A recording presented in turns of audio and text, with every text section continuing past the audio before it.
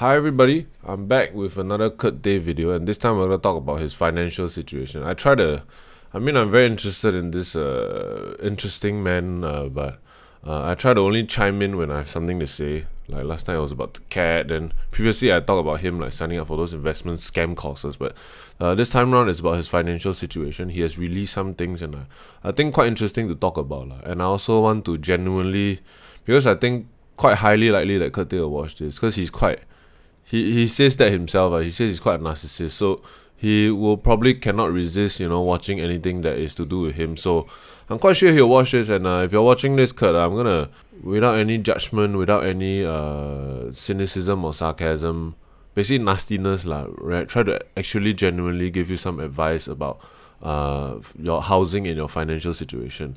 I'm not a financial professional, but I am a personal finance enthusiast, and in case you don't know this, Kurt, for my full-time job, I actually write and draw and basically create comics about personal finance. So I do kind of know a little bit about what I'm talking about, especially when it comes to general personal finance. Okay, so here it goes. Recently, two things have happened in Kurt Day land, right? The first one deals with Kurt Day actually applying for a house, because I think when it comes to his family, he just wants to get out and reset and also have a bigger space, because currently he, his wife, his mother, his father, as well as his two kids, so that's 6 people, right, live in one small 3-room flat. I think it's 3-room flat in Yishun, either 3-room or 4-room, but it's very crowded.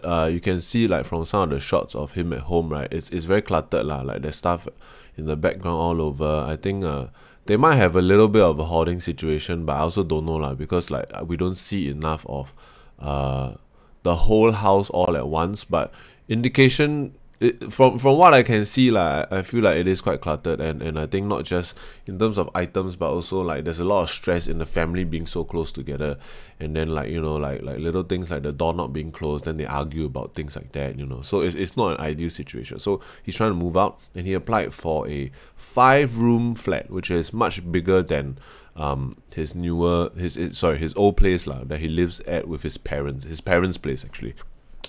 So when he applied for this thing, he realized actually he didn't check up anything about it, which is very surprising, because generally when you apply for these things, you at least go and check out the price, the rough price of the house that you'll be buying, and also roughly every month how much you will pay. He didn't search all these things. He applied for it. He actually got a ticket, because Singapore land is scarce, right? So land is very valuable. And what happens is that the government will basically allow you to ballot for these flats. So Kurt Day actually balloted and got a queue placement. Let me see if I can scroll back far enough to find that queue placement number. Oh, he posts a lot of these like silly... Oh, he posts a lot of these like girls in like scantily clad girls. Very, very annoying. I don't know if the video gets censored because of that. He has been successfully selected. Yeah, so he actually got a queue position of 343 out of 613. So it means that the block of flats has 613 units, of which he will be the 343rd to choose. Because basically, if you don't know how HDB works, it's just they will release the whole block. Then based on your queue number, then you go and select. So usually like, say the high floor or the lower floor or the corner units will go first. And then, so you just go one by one, and then you choose right? So this is actually a pretty decent queue number, and it's actually quite hard to get BTO. So, okay, not necessarily hard but for popular estates that, a lot of people want, especially in mature estates like Yishun, the competition can be quite steep. Like me and my wife, actually, we tried, I forgot how many, I think like at least twice. Then the third time we tried like a sale of balance, which is like the units that were not sold during the BTO, like people cannot fulfill the sales requirement or whatever, or they drop out, right? Then we tried to ballot for those as well, and we also didn't get that. That's why eventually we settled on a resale house, which is what I'm in right now, a 3-room corner resale at Marine Parade. So he balloted for it without knowing anything about the estimated price of the unit, about how much monthly he will pay out, whether he can actually afford it or not. Because you can ballot for these things, but you actually don't have to. They won't check your loan eligibility until the next stage. So at this stage, it's really like very early, and just because he got it, he really don't understand, because you see he said until like, whoa, I have been successfully selected for the BTO, moving to new 5-room house soon. It's also not gonna be that fast It's not like you select then you'll get to move in soon. The thing is not even built yet, bro. So first myth you need to understand now, like it's not these things are available and it takes a few years to build, and there is a delay in how fast they'll take to build because of manpower shortage, because of COVID. So you have to watch out for that also. So I know for a fact that Kurt is applying for his house in the Yishun estate. So let's very quickly look up Yishun estate prices. Okay, so let's very quickly Google some pertinent information. And because Kurt says often that he don't know how to Google for information, or he don't know, his IT skills not good and he don't know how to find information, I'm gonna go step by step here and make it really simple. So Kurt, this is roughly how you should go about looking for information. Google is a good place to start. I'm genuinely not trying to make fun of him or whatever. I'm just trying to show exactly how Google can be very literal in the search results. So you can search for a lot of things, Kurt, and it will come up, man. So for example, one of the things that you said you didn't know that I saw you say on IG is that you don't know the price of the flat, and you don't know how much to pay per month. So let's address that one by okay. First one, price of flat, right? Let's go. Okay, Yishun. Let's put here, Yishun BTO. Cost. You don't even need to put 2022, like because likely Google knows that a lot of people are looking for this right now. So just see the first one, propertyguru.com.sg, right? HDB BTO February 2022. This is the one that you applied for, right? So Kurt said that he probably don't want to apply this time round already. But I think this is still useful for you, Kurt, for next time if you want to look at the options next time, if you can save more money and you have more resources, right? So just scroll down a bit and see okay, you applied for the 5-room, right? And then your prices are here lor. So BTO 2022 Yishun BTO price, unit type 2-room, flexi, 3-room, 4-room, 5-room. So 5-room, you see, will start from 385 for the Grove Spring at Yishun and Yishun Boardwalk, sorry. Then there's the Melody Spring, then there's a Glen. So different blocks lah. So I don't know which block you got, but you can just estimate from here. So these are the rough prices. So you can take 334k to 385,000, roughly around there, right? And that's your estimated cost for your flat already lah. You can take this as the high range lah. Then you try to work this out, because so this is a bit more like you got a bit more room to maneuver in case you underestimate. So maybe you just take this as your price lor. So that's the price of your unit already. Then what this site has also probably good is this column which tells you resale flat prices in the area. So this is just a rough comparison of like the same type of 5-room flat in the kind of area, like how much roughly it costs on the resale market right now, just for sake of comparison. So actually you can get quite a cheap one for like 276 if you are willing to consider resale. And resale will have I think a slightly different set of grants and stuff for you. So that's how you find the prices. So the next thing you also ask is how much would you be paying per month? And this one also I think can Google, right? So let's go back to Google, right? And let's try estimated flat. Estimate HDB mortgage. Mortgage basically refers to the amount you pay back every month for a house that you own on the loan that you take. So they borrow you some money, then you have to repay every month a certain amount of money with interest, right? So that amount every month is like rent lah.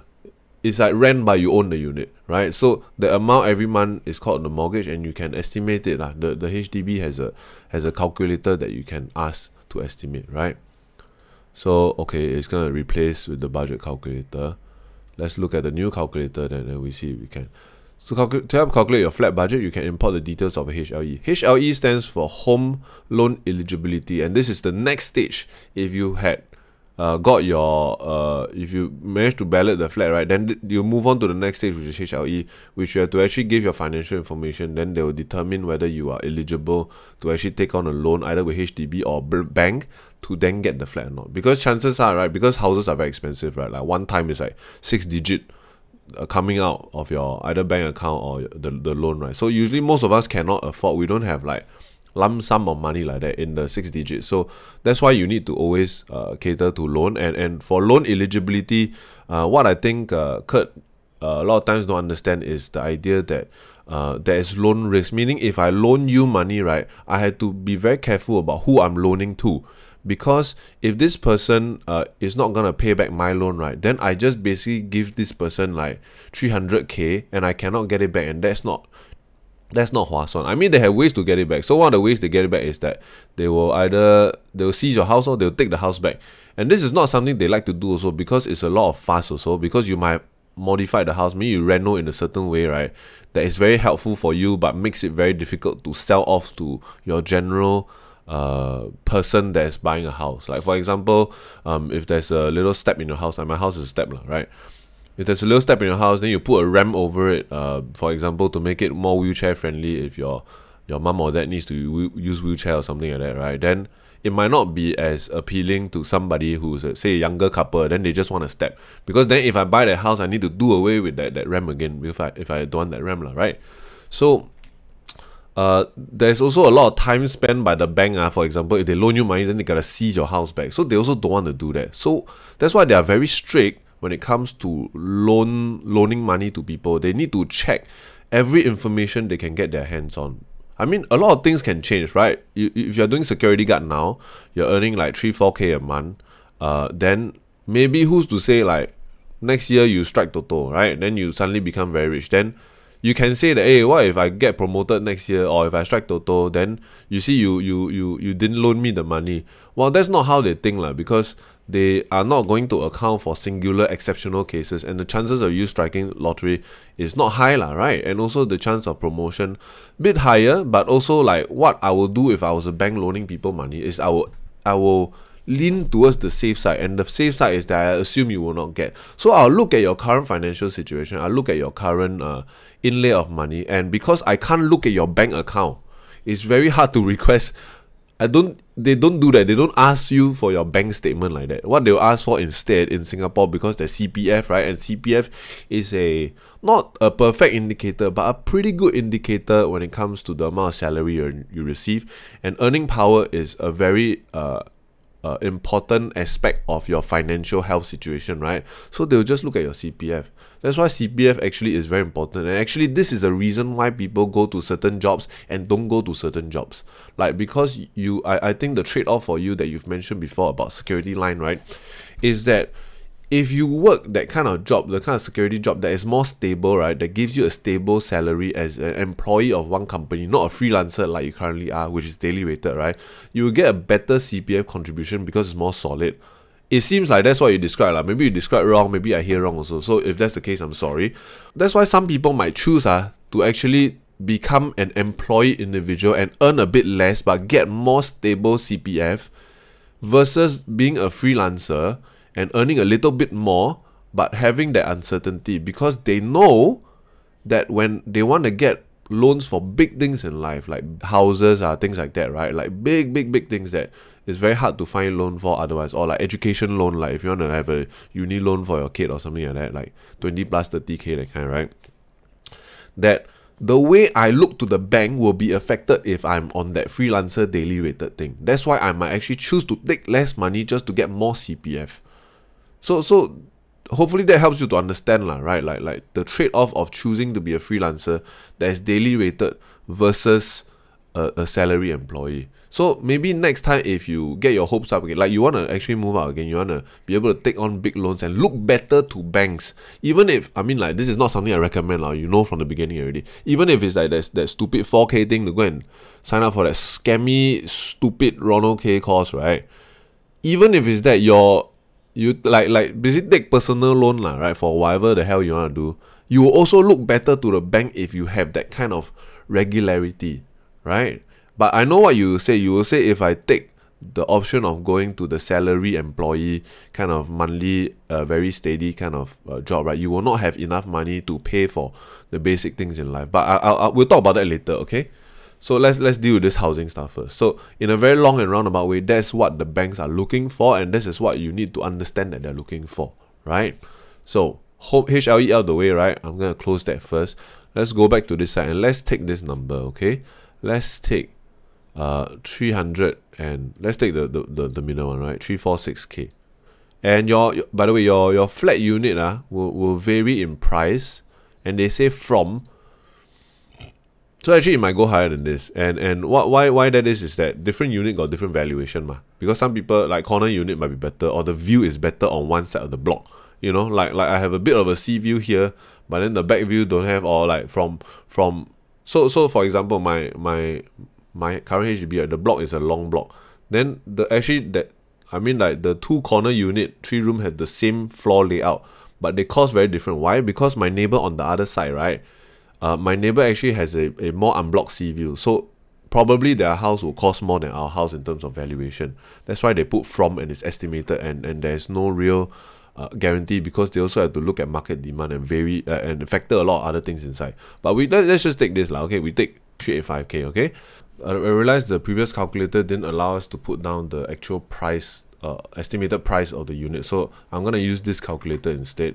This is the inquiry on monthly installment. This is specifically a little bit more simplified, but also targeted towards like helping you actually estimate a closer estimate according to the price, the loan amount that you get. So let's assume that the loan amount is 350,000. That's your base amount. We have seen that we have estimated that your grant amount will be about 60k. So let's minus 60k from this. So you end up with $325,000 as your loan amount. Repayment period, let's put a max of 25 years. Interest rate, let's take the HDB prevailing rate, because you'll probably be taking the HDB loan here. So let's check this for 2.6%. Accept. And it shows that your estimated monthly installment will be around this amount, 1.475k, which is about the same amount that actually I pay for my current house that I stay at. So my wife's pay about 700 plus, I pay about 700 plus. Currently we're doing it through our CPF, but later on we will switch out to cash, because our house is older, like the remaining lease is about like 60 years left. So the government won't allow us to use CPF to pay the rest of it off. Also, another thing when it comes to like housing, right, and some options for you if you can't afford this one. Like let's say in 3 years you manage to 脚踏实地, then you save up some more money and you have a healthier CPF account and your healthier savings account, or your wife also got healthier savings or healthier money or whatever. You want to apply again. So here are some things to consider if the cost is still too high. There are many factors for determining why a house costs the amount that it costs. One is location, and the other one that we can talk about is size, which is both pretty understandable, right? So location is also, you have to factor in like whether the estate itself is a mature estate, a developed estate, or a developing estate, So typically flats in mature estates, and Yishun is a mature estate, meaning it's been around for quite a few decades already, and there's a lot of amenities nearby. Punggol is an example of a non-mature estate, because it's somewhat new. But actually, you go Punggol now, it's okay one. You got a lot of things. Got your movie theater, got your shopping mall, all that stuff is all there. It's just still developing-ish. Then you can also push towards places like, Woodlands, Marsiling, that kind of area where it's a little bit on the north side. Maybe close to your workplace, if you work at Tuas or Jurong East, that kind, but I don't know where you're likely to work. So some places you can get a better price for the same size unit. If you just are willing to go with either a more ulu place or more like a less developed place. So trade-offs, right? Another factor to consider is actually you can go for a flat that's smaller. So instead of 5-room, get a 4-room or get a 3-room. But I think for you, you mentioned that you don't want to consider 3-room at all because you are currently in a 3-room and it's already too small. So if size is a thing, maybe what you can also consider, another factor to consider is the age of the house. And BTO is nice, but another way to get something cheaper, especially if your needs of moving out and to get that space in the house is very important, right, is that you consider getting a resale. Then you can get a resale in an estate that is older. So the house, if it's not renovated, might not be that nice. It might be very log-cock, some of the, like when I first got my house, it was so old in terms of the design and stuff that, like the plugs, right, were actually on the wall, like above on the wall, man. I think it's those old-timey things, or maybe they were scared of like kids reaching electricity or something, so they put it very high on the wall. So if you charge your phone, you'll just be dangling there. So we also had to spend some amount of money to tear down all the electrical stuff and redo again. So that there might be some trade-off with getting an older house also, especially if it's not renovated. But you can bring the price down also as a result of that. So 3 things for you to think about in terms of trade-offs for next time if you want to buy again to reduce the price: location, size, and age or lease remaining. Yeah. So that's the first half, right? We're talking about the HDB situation with Kurt, and now we add on, okay. Kurt Day talking about how, this Yeah, the scantily clad lady really throws off my train of thought sometimes. Yeah, so let's talk about your financial situation now, right? Because of the whole hoo-ha of applying flat and then like Kate not knowing how much it costs and stuff, a lot of people have been trying to tell him, bro, I don't think you can afford it. And as a result, he has also shown some of his statements and stuff lah.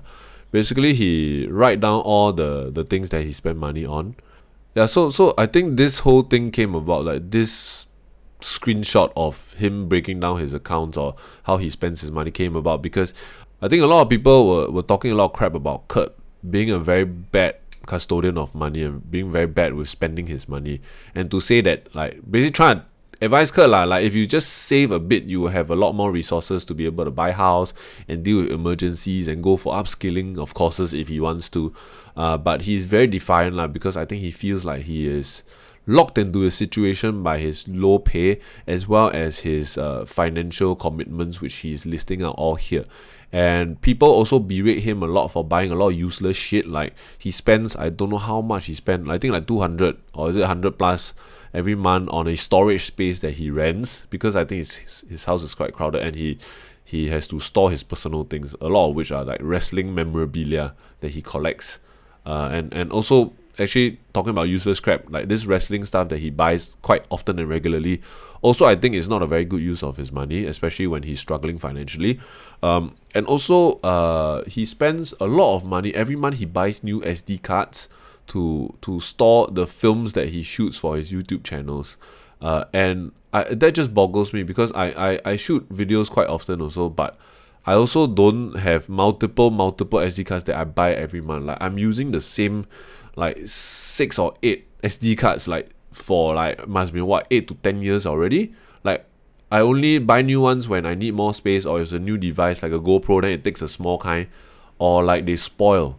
SD card, I mean, you transfer on your com, you transfer on a hard disk, then you upload, then I just delete lah. I mean, like it's not like you're shooting raw footage for freaking like movies or whatever, right? So that stuff he insists on spending on. He also buys a lot of stupid like WWE stuff, like t-shirts and stuff and masks and all kind of stuff to kind of portray this illusion that he is some kind of a sensation and wrestling celebrity. So he's angry lah. So basically, I think he just wants to spend on this stuff, and people say, hey, stop buying this crap. So the argument that he's sort of going on is, hey, you don't stupid, okay, even if I stop buying this crap, my money is not enough. It will still not be enough to basically allow me to then lift myself out of my financial situation, which I think is just not true. So I want to dispel this myth and also break this stuff out. And I won't talk about this whole thing in detail, because a lot of it I think is unreliable anyway, because it's just like he is writing it down. It's not the same as actual real budgeting. Real budgeting is if you have a budgeting app or you have an Excel sheet or like a notepad, then you actually write down item by item what you spend on every month. That is real budgeting. This is not real budgeting. This is you estimating, and sometimes you might misestimate, or you might not account for some things that you're actually spending on, or accounting for like miscellaneous things that you just spend on. Like for me, when I first started budgeting, I realized I was spending a lot of money on video games, and I didn't even estimate that was a thing. Then, because I actually budgeted and note down every single purchase that I bought for 6 months in a row, I understand what my spending tendencies are. So actually, Kurt, if you are watching, I know probably you won't do it, but I believe you can do it. It's not that difficult. If you want some app recommendations, you can ask me in private. Try to budget. Then you really understand, can break it down. Another more objective indicator would be if he had shared his bank account statement, which I don't think he should anyway. And it could just be cash withdrawal. Then how he spent the cash, we don't know, right? So I take this stuff with a pinch of salt anyway. But there are some things that are extremely shocking, like of which I think the scariest one actually is his handphone top up of $240. Like how are you spending $240 a month on phone bills? I'm not even saying this in a mocking way. I'm trying to tell you that I think this is not necessary, bro. Like I read it from somewhere that the reason why it's $240, right, is because it is $30 spread over 4 phones that are topped up twice a month. So $30 times 4, he has a lot of phones. I think like 4 to 6 phones, right?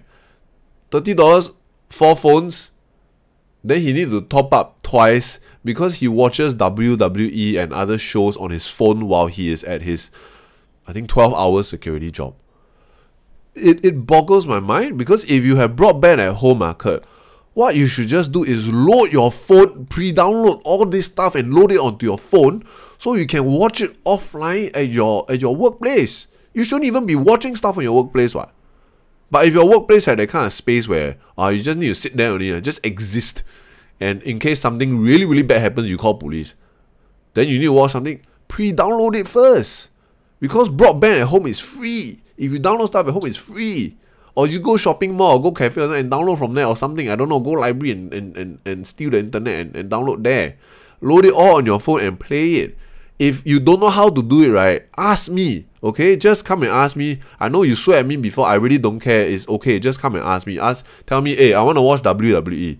Can you show me how I can download it? And then I'll go and explore the app and show you how you can do it, even though you say you got no IT skills.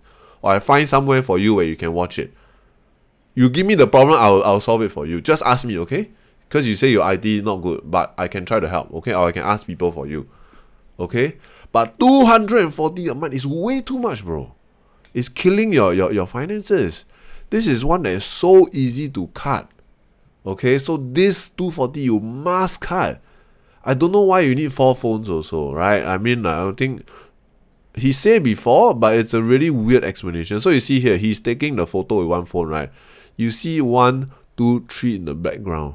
This looks like some show. There's a face on there. This is, he filmed himself eating, right? Then he used one phone for film, one phone for photo, then one phone to watch this. Then this one I also don't know what. Rich is watching 2 shows at once. Why do you need so many phones? Why do you need so many? I don't understand. Why can't you just take the photo first, then, okay, have maybe one additional phone to take video, but that one don't need data, right? Then you watch your show after you take your photo on the phone that you took the photo with. Okay, well, like that solve all your problem, right? What other problems do you have with phones? Like what are you doing? Are you actually watching? Is this like some security cam footage that you're actually doing your job while you're eating also? I don't understand why you need 4 phones, bro. I'm very, very confused. So there's one phone here, I don't know doing what. One phone here, which is a video recording yourself. This looks like you here. I don't know what that is. Is it porn or what? Because he watch porn sometimes, you know. Like when he's at work. Which is very weird, okay, but I'm not going to judge, okay, whatever. Do whatever you will in your own time. And there's another thing here. Like, why do you need so many things? Is it like security guard kind of thing? Like you're so used to looking at multiple cameras all the time that you need to have multiple... You need to have multiple screens at the same time, otherwise you cannot function, is it? Why 4 phones? Get rid of the 4 phones, get 2 at most, and data for only 1 phone, you are done, dude. 1 phone with data and 1 phone for filming without. And then you transfer over and upload another time. Like when you're at home or something. Yeah, he says at the bottom here, okay, some people 不懂, 不要装懂. Open your eyes big and see it has nothing to do with SD card. I had not include 4D, total, storage space, SD card, and etc. And all this stuff add together is still 3,000 plus per month. And his take-home pay, I think, is around 2,800 to 3,000 per month. So it's just barely enough. So he's asking people, like that, how to save money, you tell me. But the logic doesn't compute because he's basically saying, it is no hope for me, so I might as well just buy SD card, 4D, total, storage, all this stuff. Because there's no hope anyway. That's not how it works, because it's not like you must save at least $200 a month, then count as you are saving money. Saving a little is better than saving none at all. Saving $1 is better than saving $0. So if you can cut here, cut there, and cut all this stuff out, it might give you a few $100s a month. It's still something, and a few $100s over a month, and a few $100s over a few years can amount to quite a bit if you can stay disciplined. But this logic of it has nothing to do with the SD card and stuff. You see, everything I spent is already $0. Then why would you still go and buy the SD card and the 4D, then the total, and pay for the storage space on top of that? You're digging yourself even deeper, surely. If you can take that amount out, right? Okay, so if you don't spend all this stuff, let's just say flat 3K, then you also earn 3K. You cut out your phone bill, it's just $200. Then you can start already accrue some liquid savings, not just for the sake of like looking good to your fans, or like looking good to the bank when you take a loan, but also for your own sake or for your family's sake, in case there are emergencies. You as a father figure, or as you say, the head of the table, should have some resources to be able to help out your family. And money is a very flexible resource. It's not a perfect resource, but it's a very good one. So having some savings is better than nothing. So if you can cut now, especially when you now realize that you can't even buy a very basic house. And your salary, don't say not enough. It's enough. It's just going to be difficult. And actually, right, having more savings, having more monetary resources will help you to then eventually, right, be able to upskill and earn more money also. I'm not saying Ronald K, okay? Fuck Ronald K. I'm talking about if you need to take, like, say 6 months off to attend a course to learn something completely different that can earn a bit better.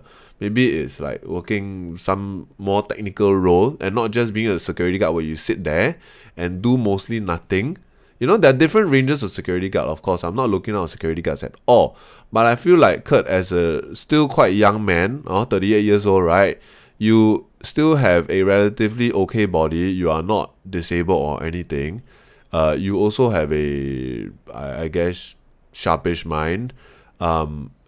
You should be able to, I believe that you can find something that is a bit more technically requiring, because I've heard you talk about your security guard jobs before. You say, oh yeah, I don't want to do certain kind, otherwise very busy on weekend, or like I don't want to do the front, you know, at the condo kind where every day I have to go and take down the car plate number that come in. I just want to sit there and enjoy and watch wrestling.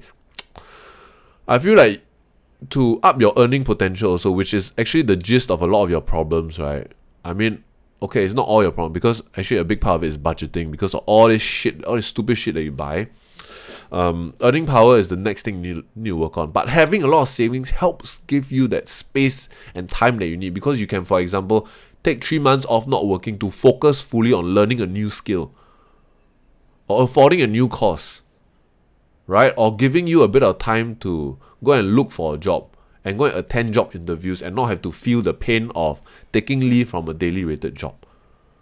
So I actually feel that's the best thing you can do right now, by upping your earning power and also your ability to save and budget your money properly, right?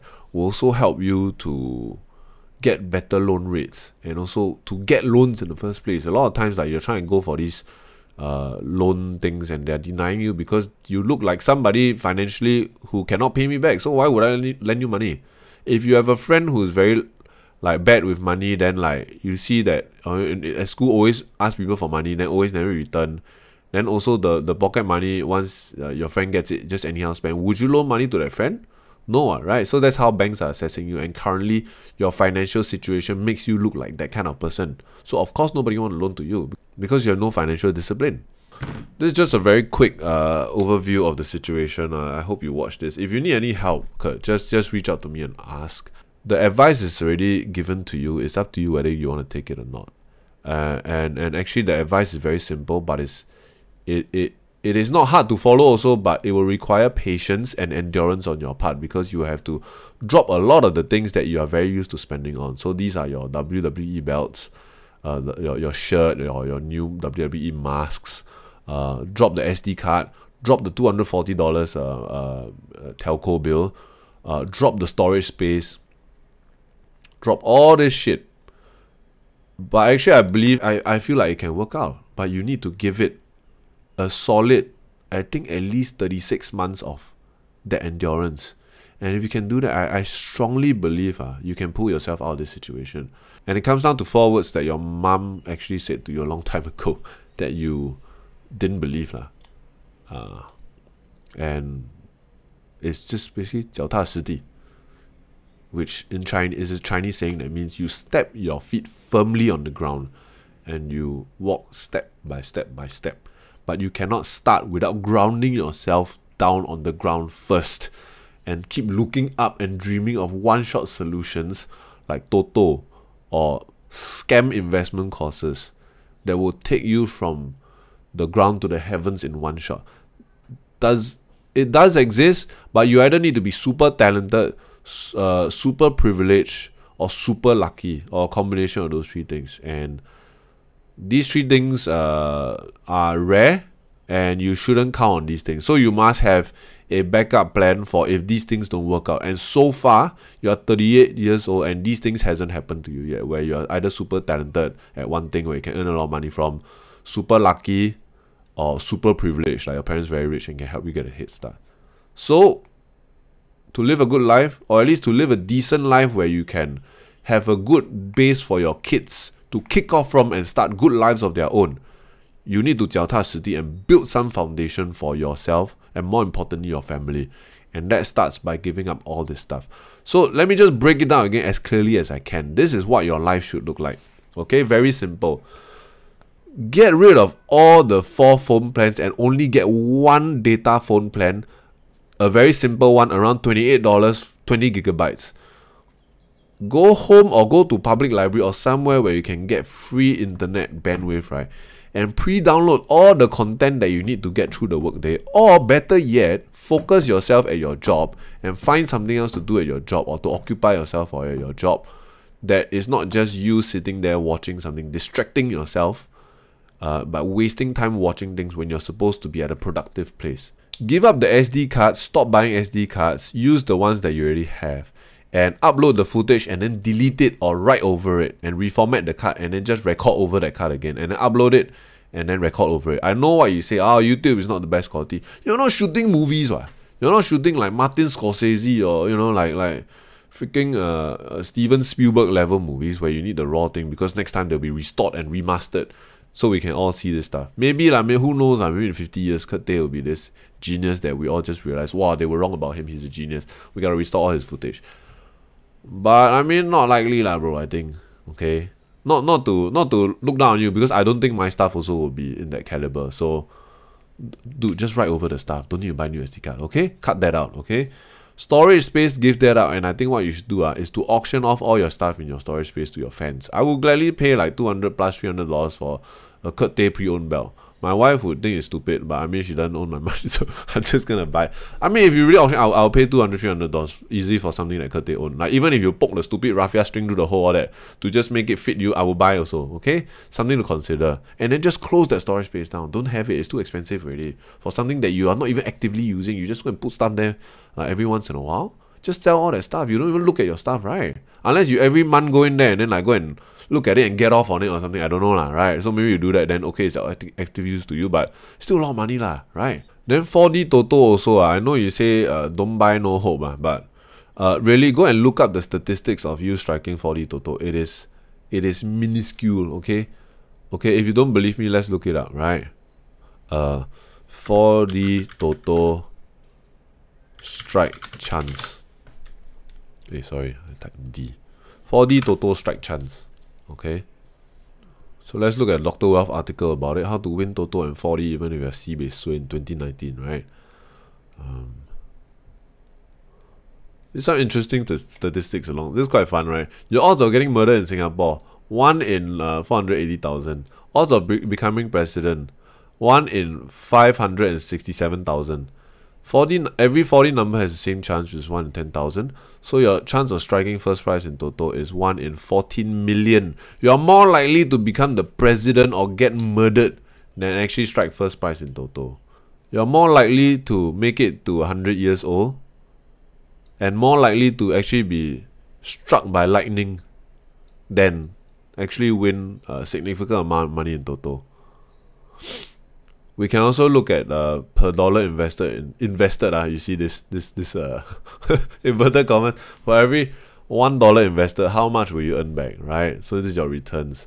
For every $1 you invest in 4D, credits to dollars and cents for this. For every $1 you invest in 4D, you will lose about 42 cents on a small bet and 34 cents on a big bet. Statistical standpoint, you will lose money no matter how you bet.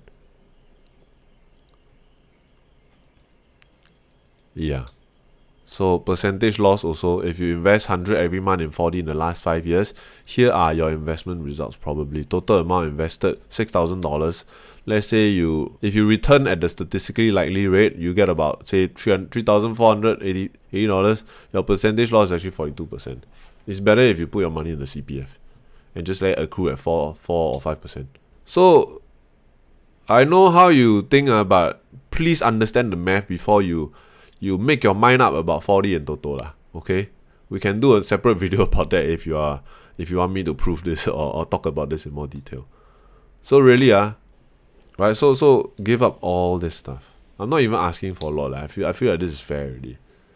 If you're not able to give this stuff up, you might not be able to provide an even foundation for your kids to then be able to thrive and survive in life. It's not just about basic survival or paying for milk for your kids.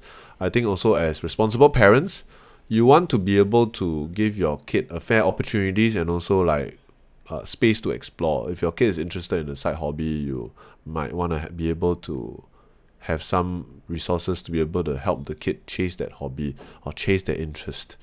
All these things need money. If your kid has the opportunity to go overseas to study, that needs money. Your kid might want to go for some school excursion that needs you to pay a few $100s, but it's a very special one, it's going to be very amazing, your kid will learn a lot. That requires some money as well. So having money, having a lump sum of money saved aside can help a lot. And just cutting out $200 from your phone bill can get you started. Just put that aside and don't touch it. The best way to do it, I think, right, set up another bank account, and every month, the moment your salary comes in, right, just take $200, put it in that side account that you will never ever touch, unless it's like emergency or something very special, like something for your kids, right? And that way, right, you might actually find yourself adjusting your habits, because a lot of us, what we do is we look at the amount of money left in our bank account, then we spend according to that. So if I see I got 1.2k remaining, then I just spend to that. But if I only got 500 remaining, then I will go, oh crap, 500 only, then I'm inclined to spend less. So by taking that $200 out every month first and putting that somewhere where you don't touch, right, it's helping you to basically discipline yourself lah, like trick your mind lah, because your amount left over is going to be less, so you're less likely to be in that spendy mood. Then you won't go on Lazada, Shopee, all that and buy, I don't know, wrestling stuff that actually you don't need. How many shirts you have, bro? You got a lot of shirts, I think enough to wear for a lifetime already. Don't need to buy new shirts already lah, right? So yeah, all in all, what your mom said, 脚踏实地. And when you 脚踏实地, then you'll be able to build a foundation from which your kids can also 脚踏实地 and then fly off even further. And that's, I believe, what you want as a parent, right? So think about it lah, okay?